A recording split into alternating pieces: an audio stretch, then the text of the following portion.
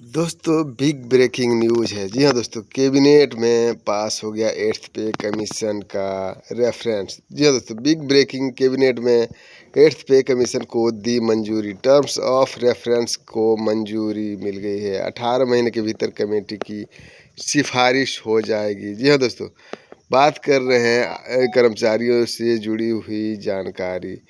दोस्तों बता दें कि 8th पे कमीशन को लेकर बड़ी खबर सामने आई है। केंद्रीय कर्मचारियों ने 8वें वेतन आयोग के टर्म्स ऑफ रेफरेंस को मंजूरी दे दी है। सुप्रीम कोर्ट के पूर्व जज रंजना प्रकाश देसाई ने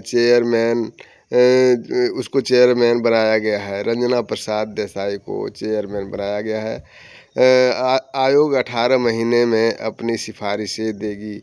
इससे करीब 50 लाख केंद्रीय कर्मचारियों और 69 लाख पेंशनर को फ़ायदा मिलने वाला है। जी हाँ दोस्तों, ये बहुत बड़ा खबर है जिसका इंतज़ार कर रहा था लाखों कर्मचारी, केंद्रीय कर्मचारी और राज्य कर्मचारी।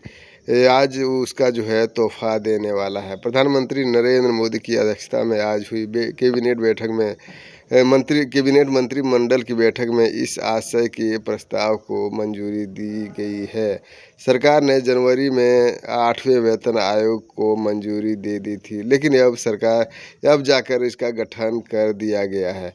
बैठक के बाद सूचना एवं प्रसारण मंत्री अश्विनी वैष्णव ने बताया कि केंद्रीय कैबिनेट ने 8वें केंद्रीय वेतन आयोग 8th पे कमीशन के लिए टास्क ऑफ रेफरेंस को मंजूरी दे दी है। जी हाँ दोस्तों, सुप्रीम कोर्ट के पूर्व जज रंजना प्रकाश देसाई चेयरमैन होंगे। साथ ही IIM बेंगलोर के प्रोफेसर पुस्तक घोष पार्ट टाइम मेंबर होंगे। जी हाँ दोस्तों, ये पार्ट टाइम के लिए काम करेगा।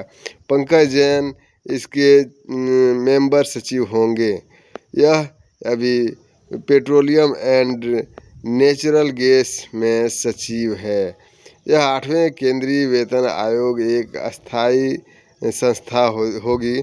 इसे गठित अस्थाई नहीं होगा, यह अस्थाई संस्था होगी। इसे गठित होने के तारीख से 18 महीने के अंदर अपनी सिफारिशें देगी। जी हाँ दोस्तों, 18 महीने के अंदर अपना सिफारिशें दे देगी। इस आयोग में एक अध्यक्ष, एक अंशकालीन सदस्य और एक सदस्य शामिल होंगे। अगर ज़रूरत पड़ी तो आयोग किसी भी मामले पर अपनी सिफारिशें फाइल होने पर बीच में भी रिपोर्ट दे सकता है। आधिकारिक बयान के अनुसार यह आयोग एक अस्थायी निकाय होगा। यह अस्थायी निकाय होगा जिसमें एक अध्यक्ष, एक अंशकालीन सदस्य और एक सदस्य शामिल होंगे। आयोग को अपने गठन की तिथि से 18 महीने के भीतर अपनी अंतिम सिफारिशें सरकार को सौंपनी होगी।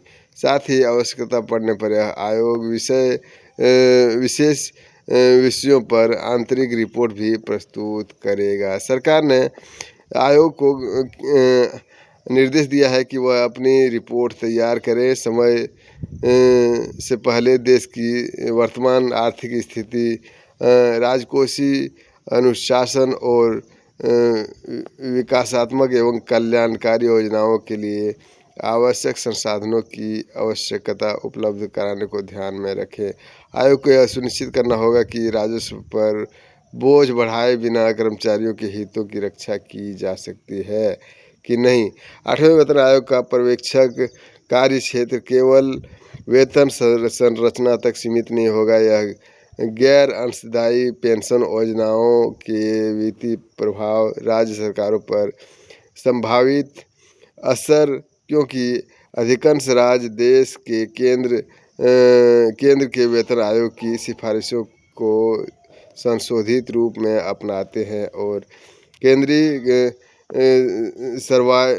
सार्वजनिक उपक्रमों पर निजी क्षेत्र में कर्मचारियों के वेतन और कार्य स्थिति का भी ध्यान रखता है।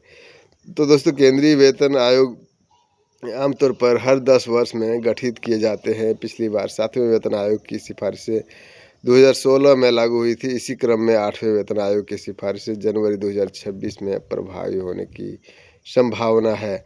दोस्तों, अधिकारियों का कहना है कि इस बार आयोग के सबसे बड़े चुनौती आर्थिक नुकसान और कर्मचारियों के कल्याण के बीच संतुलन बनाने की होगी।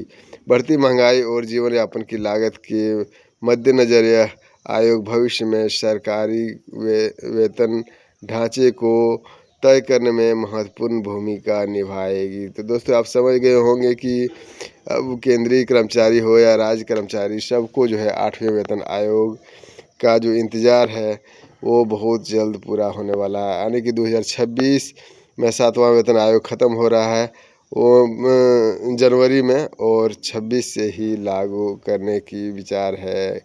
अब हो सकता है कि बिहार में भी चुनाव है, इसके लिए लुभावने कहीं ना कहीं लालच तो नहीं दे दिया, ये भी कहा नहीं जा सकता है, क्योंकि 1 साल पहले इसकी ये बात हुई थी कि गठन करेगा सदस्यों का, लेकिन अभी तक नहीं हुआ। जबकि अभी चुनाव नज़दीक आया तो फिर से एक बार तूल पकड़ लिया है, क्योंकि इस क्योंकि सरकार की जो है नीयत ठीक नहीं है, क्योंकि 18 महीने का एरियर अभी तक नहीं दिया है केंद्रीय कर्मचारियों को। दोस्तों, बता दें कि कोरोना काल से लटका हुआ पैसा अभी तक नहीं दिया है। वहीं पर बड़े बड़े मीडिया की बात करें तो वो चुप्पी साधी हुई है, क्योंकि कर्मचारियों ने काफ़ी ज़्यादा हो हंगामा किया। बड़े बड़े न्यूज़ चैनल जैसे कि संदीप चौधरी हो गया, या फिर आज तक का अंजना ओम कश्यप, श्वेता तिवारी जैसे बड़े बड़े पत्रकार के मुंह में दही जम गया है। उसने कर्मचारियों के हित में कोई बात नहीं किया। आपको क्या लगता है कि उसकी आवाज़ सरकार के कानों तक पहुंचती है? मैं समझता हूं कि आवाज़ उठाना चाहिए। वीडियो अच्छा लगे तो लाइक, शेयर और सब्सक्राइब करें। आप देख रहे हैं न्यूज़ हर पल। जय हिंद, जय भारत।